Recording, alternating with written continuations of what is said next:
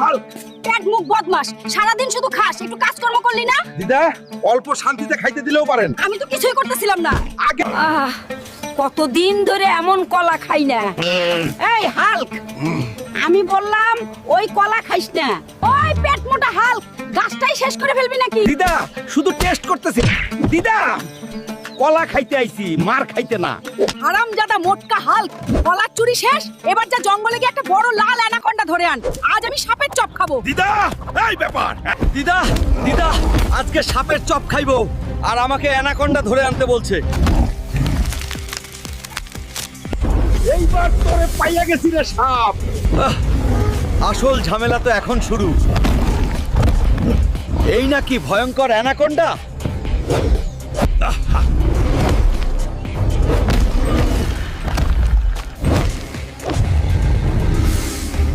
চল পাগলা